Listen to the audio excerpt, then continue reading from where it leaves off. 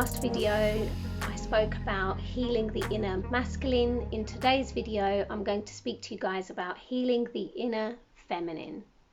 So the masculine and the feminine energies, these two polarities, they exist within each and every one of us. And if we can learn to balance them, we can do a lot of spiritual healing that way.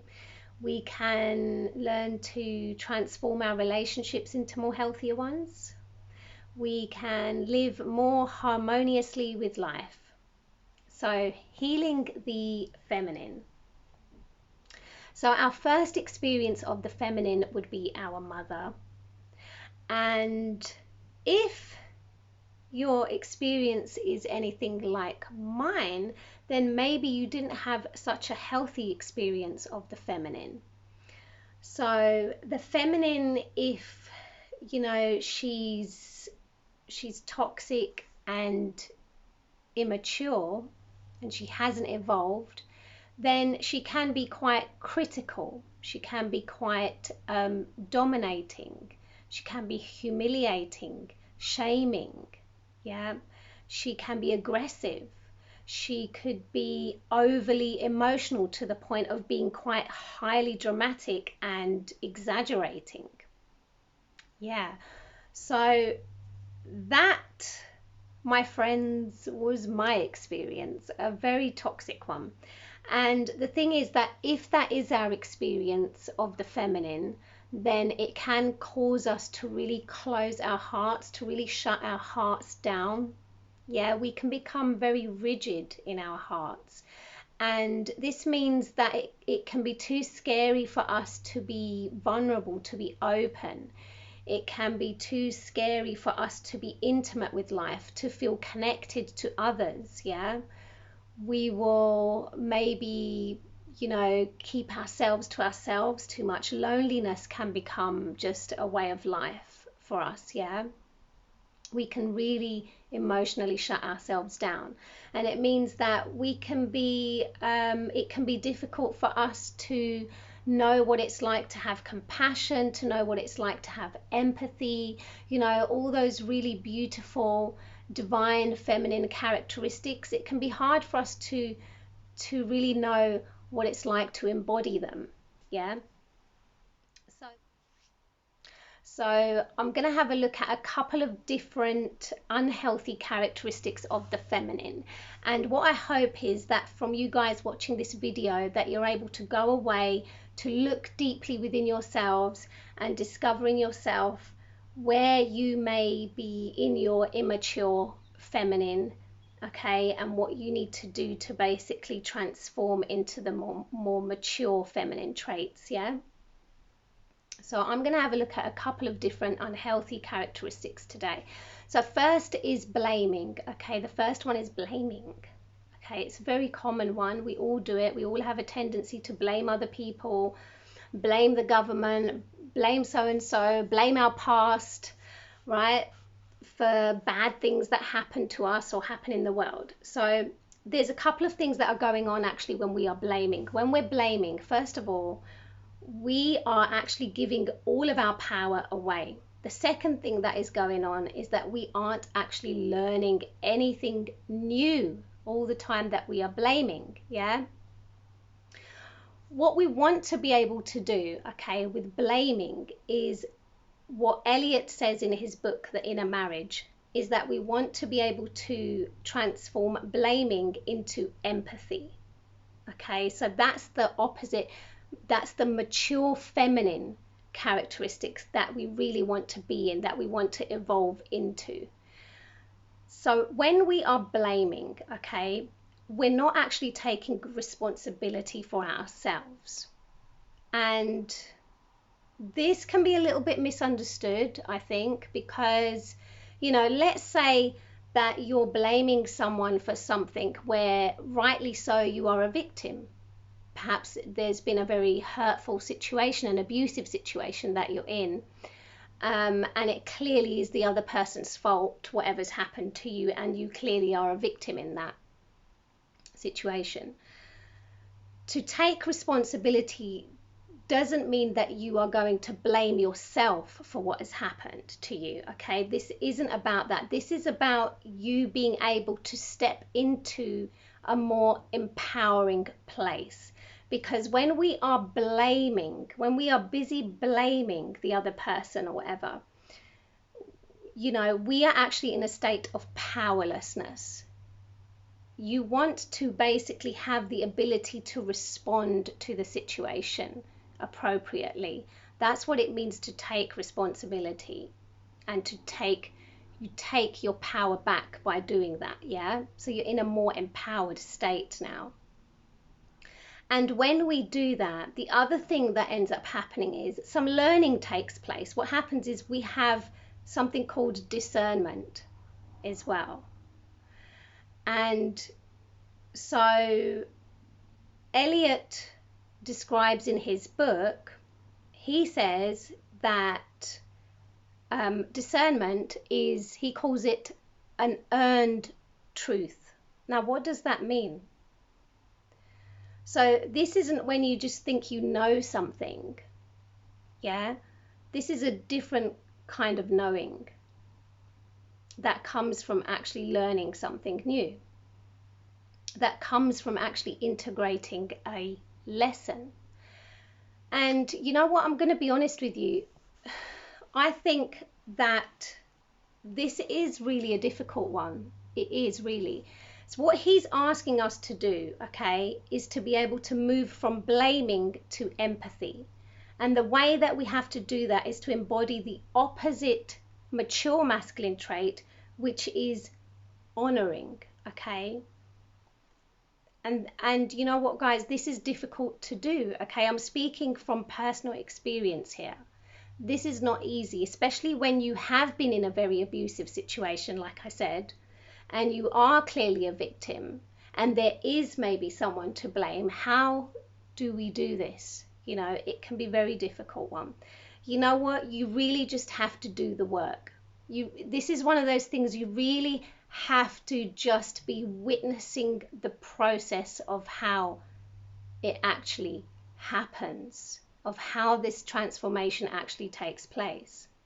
So the idea is that when we are able to stop blaming, when we are able to embody honoring, okay, instead, we will have discernment. Something really magical happens here, actually.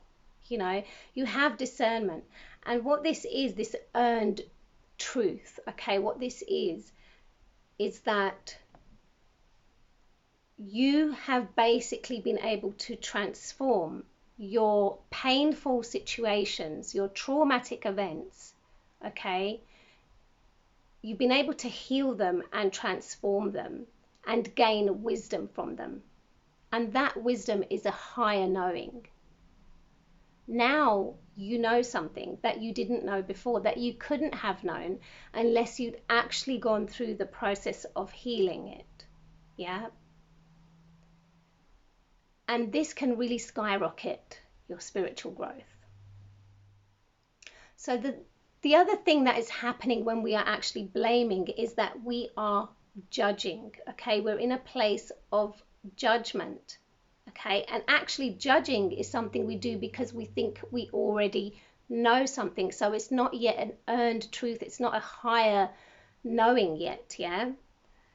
So what we want to do is, when we find ourselves blaming, really what can help is we can stop and we can ask ourselves the question, what is it about this person or this situation that I still don't understand that is causing me to blame or judge? There is a deeper understanding that has to be gained. When we are blaming and judging, there's a lack of understanding, there's a lack of knowledge, okay? Remember, that can only come from if we actually do this work, okay? When we step outside of blame, that's when that higher knowing can come to us. So I hope that makes sense. Moving on. So the other very common immature feminine characteristic is overly emotional, okay? Now, Women have a much easier time, I think, expressing themselves emotionally compared to men. And I think this is because culturally, I think women have felt like they've got full permission to be able to do that. Okay, so what can actually happen is if there is a lack of a masculine boundary there, then we can become very overly emotional, cathartic, yeah? And we can actually go deeper into our shadow and become hysterical. And hysterical is actually a particular character structure that I'd like to talk about with you guys in another video. So when the feminine is overly emotional, what needs to happen is there needs to be a strong, healthy, masculine container within which the feminine is able to express herself in a healthy way. Okay, this is called emotional containment, and I think I'll speak about this in another video. So let's speak about what Elliot says in his book, what we need to embody, okay, in order to heal this. So we need to embody the opposite mature masculine trait of being emotionally and mentally balanced, okay? And when we've got that, that then evolves into being intuitive, okay? So emotional and mental balance is something that we can become from perhaps really grounding ourselves, really embodying ourselves, getting out of our heads and getting more into our bodies.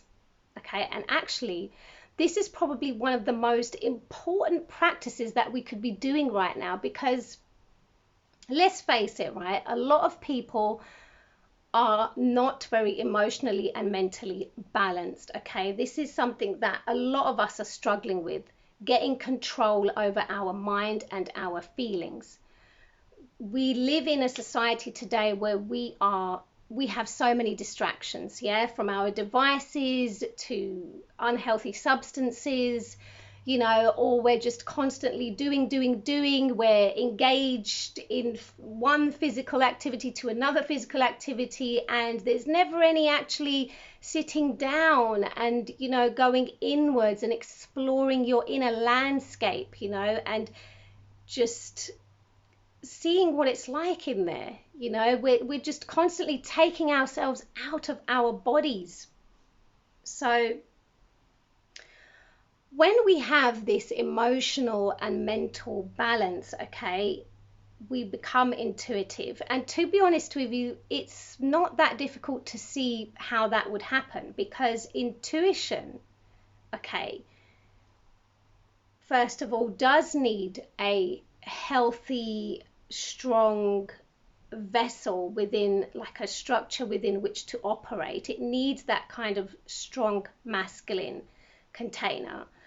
But also it needs that inner calmness, right? That quietness, because intuition is about being able to access information that is beyond the logical mind, yeah? It's, you know, it's a super sensory perception. So our emotional body can't be just going all crazy all the time, you know, and in fact, emotion and the ability to feel are even two different things, because emotions are where you're actually projecting onto the external world. You're reacting to something outside of you. Whereas feeling is about actually allowing something in the external world to imprint a certain feeling on you.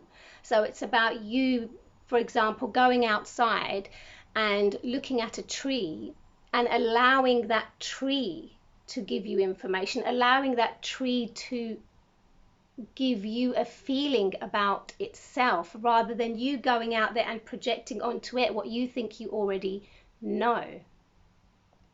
So you have to almost forget what you know, okay? Which means our mental body needs to be stable. We can't have, you know, scattered thoughts and just, you know, our thinking mind is just going crazy with thought after thought after thought. So we have to learn the proper art of actually thinking properly as well, because our mind is actually what is supposed to be serving our intuition, and not everything out there can be known by the intellectual mind.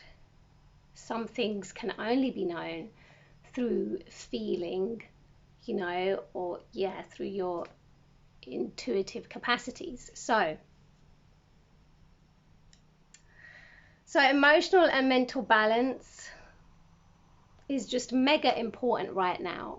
You know, we've got people that are massively stressed. You're thinking all the time, worrying constantly, you know, projecting into the future or living in the past, when really we need to be just centered and focused, and really learn to have singular focus as well. So there's lots of different exercise that one can do in order to actually learn to be more emotionally and mentally balanced. A very, very important practice to do. Okay, so anyway, I think that that's all I'm really going to speak about today. I hope that it made sense, and if you enjoyed that, then please give this video a like and consider subscribing, and I will see you in the next